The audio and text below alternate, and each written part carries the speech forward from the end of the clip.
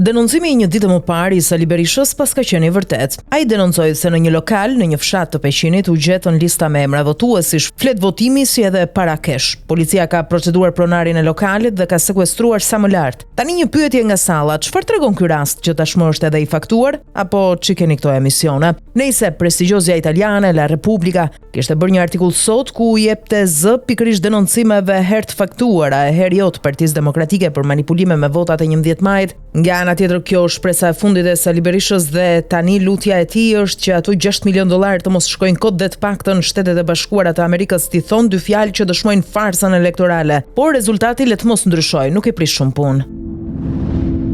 Për para pak ditësh duket se tradhtoi aleatin e tij me urdhrin që i dha të vetëve për të bërë një analizë të brendshme, duke mos ia lënë vetëm fajin kundërshtarit për vjedhjen e zgjedhjeve. E kemi fjalën për Ilir Metën, i cili duket se në qeli ka reflektuar dhe sot ka bërë një reagim në sinkron të plot me bashkëaleatin e tij Sali Berisha. Banditizmi elektoral, treni bullgar, shitblerja e votave, presionet për bukën e gojës, përdorimi i bandave dhe kriminalëve elektoral para vetpista të trafiqeve dhe drogës, keq përdorimi i administratës publike dhe aseteve shtetërore dhe të gjitha provat e masakrës elektorale që po dalin në dritë të diellit të organizuar nga narkoregjimi tregojnë qartë një tjetërsi mafioz total dhe të dhunshëm të vullnetit të lirë të qytetarëve. Betejë për votën e lirë është e pakthyeshme për të mbrojtur Shqipërinë nga gremina dhe shqiptarët nga kthetrat e narkoshtetit kriminal, deklaron ndër të tjera në reagimin e tij Ilir Meta duke i dalë kështu në krah Sali Berishës. Ditën e sotme u mbajt konferenca e 13 e kryetarëve të parlamenteve të nismës adriatiko-joniane në Janin, për shkak se aktualisht presidencën e mban Greqia për këtë nismë. Në fjalën e saj në sesionin Perspektiva Europiane dhe rrugtimi i Ballkanit Perëndimor, kryeparlamentaria e Shqipërisë Elisa Spiropali theksoi se sfidat me të cilat përballet sot Bashkimi Evropian kërkojnë një Europë më të madhe, më të fortë, më të sigurt, më solidare, kërkojnë një Europë të re në një botë të re e cila po ndryshon dramatikisht. Sipas saj, zgjerimi më tepër se asnjëherë më parë nuk përbën më një barr, por një zgjidhje dhe vendet e Ballkanit Perëndimor nuk përbëjnë më një problem të shtuar, por një vlerë të shtuar për Bashkimin Evropian. Zhvillimi i samitit të 6 të Komunitetit Politik Evropian në Tiranë, i pari samit që mbahet në një vend të Ballkanit Perëndimor dhe në një shtet antar të nismës adriatiko-joniane, rikonfirmoi rëndësinë e rajonit dhe angazhimin e Shqipërisë ndaj projekteve tona të përbashkëta, thot ajo. Mirë po harron një detaj të vogël, se pikërisht presidenca e kësaj nisme, Greqia, nuk mori pjesë me kryeministrin e saj Kyriakos Mitsotakis në samitin e Tiranës.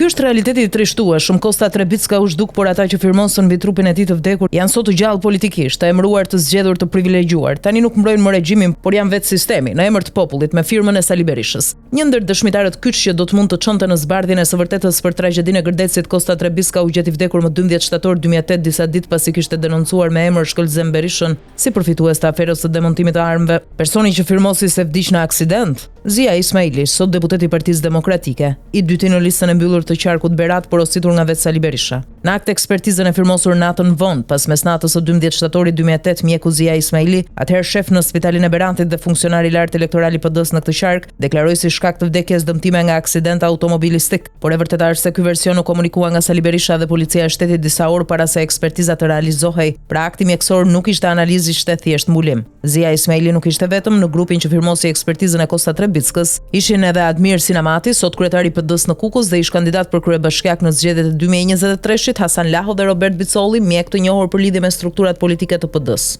Qartazi ky grup veproi me urdhër.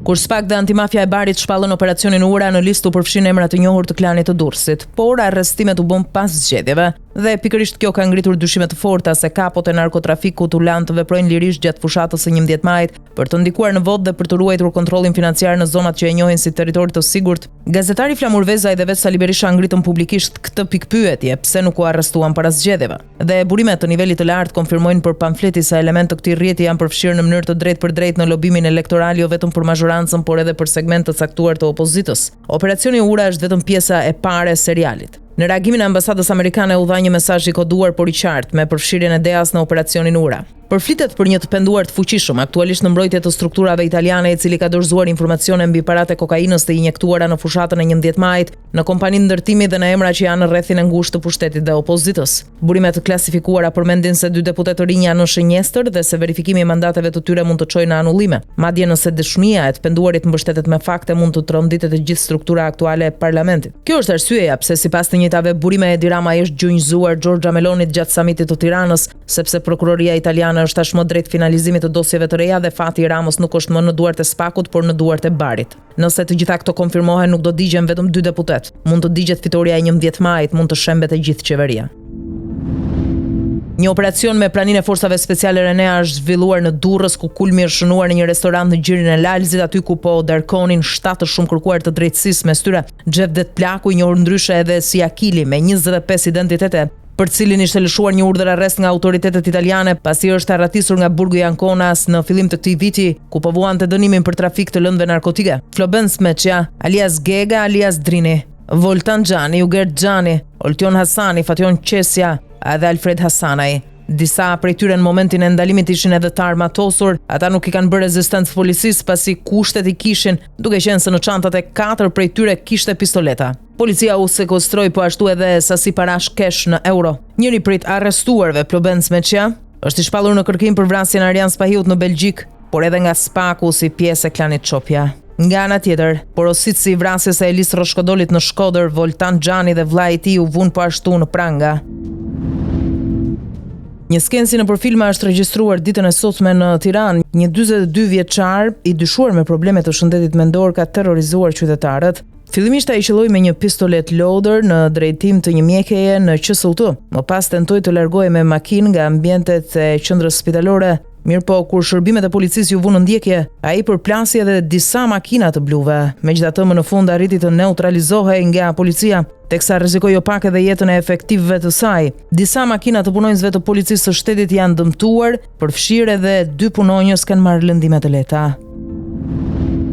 Shpallet në kërkim aktori i njohur i humorit Elvis Pupa, ndërsa procedohet penalisht bashkëshortja e tij. Belina Pupa po përballet me drejtësinë në Australi, aty ku edhe jetojnë prej vitesh, pasi akuzohet për kultivim të një sasie të madhe kanabisi dhe ndërhyrje të paligjshme në furnizimin me energji elektrike. Ngjarja dyshohet këtë ndodhur në periudhën 1 janar deri 4 prill 2025 në një pronë në Ascot Park, ku janë zbuluar 43 bim kanabisi. Avokati i Belina Pupës i kërkoi gjykatës ndryshim të kushteve të lirimit me kusht me argumentin se Pupa ka një biznes ndërkombëtar dhe duhet të udhëtoj drejt Shqipërisë për qëllime pune. Prokuroria e kundërshtoi ashpër kërkesën duke cilësuar rastin të rëndë dhe duke shtuar se partneri i saj Elvis Pupa i bashkakuzuar në këtë çështje është larguar nga vendi dhe është aktualisht në kërkim. Gjykata vendosi të shtyjë seancën dhe lejoi Belina Pupën të mbetet në lirim me kusht deri në seancën e radhës që mbahet javën e ardhshme. Policia greke ka zhvilluar një mega operacion ku ka vënë pranga 23 persona që kryenin trafik të qenieve njerëzore, ndërsa janë sekuestruar 3700 pasaporta të falsifikuara. Policia greke ka identifikuar të paktën 4 laboratorë që prodhonin pasaportat falsifikuara. Të përfshirë në këtë rjet janë shtetas shqiptar dhe grek. Policia greke ka sekuestruar 3700 pasaporta dhe karta ID të falsifikuara nga vende të ndryshme dhe një shumë prej 50.000 eurosh kesh. Siç raportojnë mediat greke, në pranga është vënë edhe kreu i këtij rjeti, i cili kishte ngritur një laborator të madh në një apartament. Mësohet se ky rjet ishte i përfshirë në më shumë se 500 raste të trafikut të paligjshëm të emigrantëve, duke fituar të paktën 4 milion euro.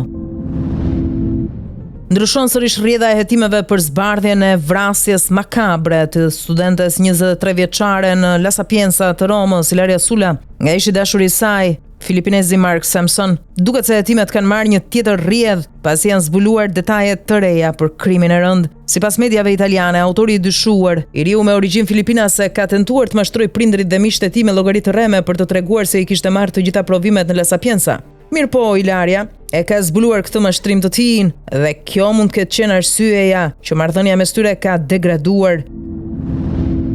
Më 20 maj 2025, Autoriteti Evropian i Sigurisë Ushqimore, mbështetur në rregulloren e Bashkimit Evropian, ndaloi futjen në vendet e EBE-s të gjitha mishrave të shpendëve dhe baktive me origjinë nga Brazili. Ky vendim erdhi pasi kontrollet në pikat kufitare zbuluan prani masive të sëmundjeve të rrezikshme si bruceroza, gjua blu, gripi i derrit, gripi i shpendëve dhe salmonela në sasitë e mishrave të importuara nga ky vend. Në të njëjtën kohë, autoritetet braziliane e kanë pranuar zyrtarisht shpërthimin e këtyre sëmundjeve duke informuar Komisionin Evropian për situatën emergjente më 16 maj. 4 ditë më vonë Brukseli mori masat, por ndërkohë EBE ka mbyllur kufit ndaj këtij rreziku. Qeveria shqiptare dhe autoriteti kombëtar i ushqimit vazhdojnë ta lejojnë importin dhe shpërndarjen e mishit të infektuar nga Brazili. Madje jo vetëm kaq, shumë nga këto produkte me etiketa false si mishi freskët vendi shiten në tregje masive dhe përdoren në tender publik për çerë dhe kopshte shkolla, spitale, konvikte dhe qendra sociale. Kujdes, jemi përballë një krimi të heshtur dhe të organizuar që nuk vret me armë por me produkte ushqimor. Shqipëria merr rreth 80% të mishit të saj të pulave dhe baktive nga Brazili përmes kompanive shqiptare dhe nën kompanive në Maqedoni, Bullgari dhe Rumani. Pavarësisht se Komisioni Evropian dhe vetë EFSA i ka dërguar sinjale zyrtare qeverisë shqiptare për ndalimin e këtyre importeve, në Shqipëri vazhdojnë të futen çdo ditë.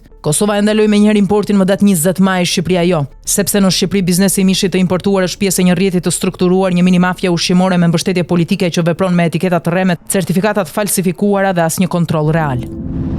Duket se në Shqipëri shkolla nuk po vlen më. Mjafton vetëm një fakt për ta ilustruar këtë dëshmi. Në baret dhe restorantet shqiptare, paga e kamarierëve ka arritur deri në 2 milion lekë në muaj.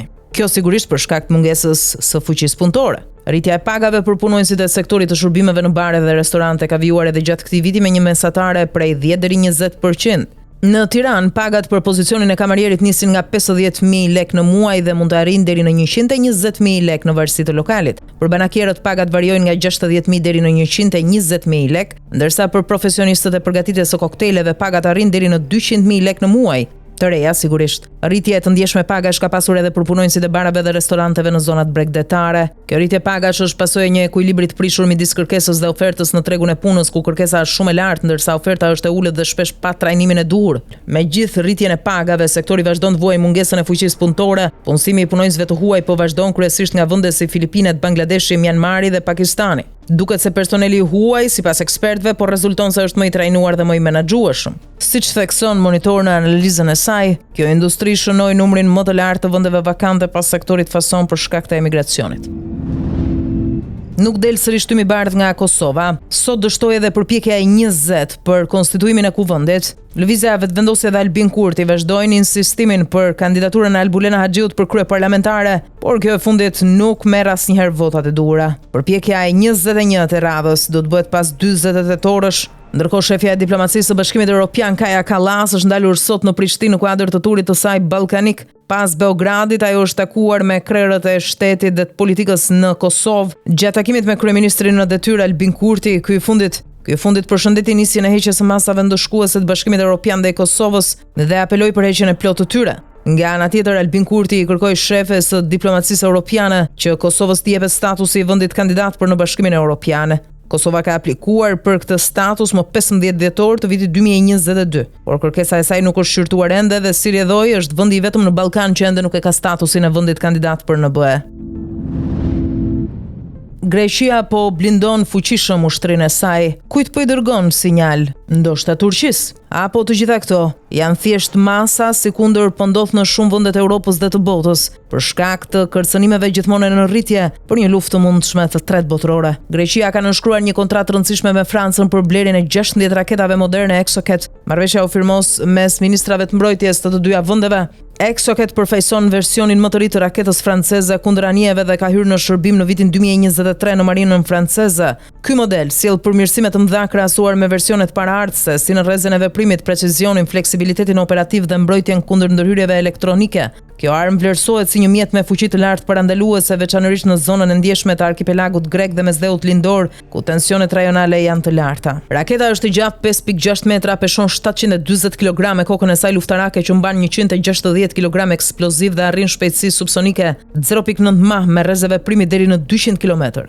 Me blerjen e këtyre 16 raketave moderne, Greqia jo vetëm rrit fuqinë e saj mbrojtëse, por edhe dërgon një sinjal të qartë tek Turqia, pasi me sa duket gara e armatimit mes tyre vijon. Dhe jo në pak raste Ankaraja i ka treguar muskujt në këtë drejtim, madje edhe me provokime të drejtë për drejta për palën greke. Raketat e reja franceze që ka blerë së fundmi Greqia janë të afta të bllokojnë anijet turke në portet e tyre dhe t'i pengojnë ato të largohen në një kohë krize. Organizata e Kombeve të Bashkuara i bën një tjetër thirrje Izraelit dhe kryeministrit të tij Benjamin Netanyahu të ndalen, pasi ajo që po ndodh në Gaza është e tmerrshme.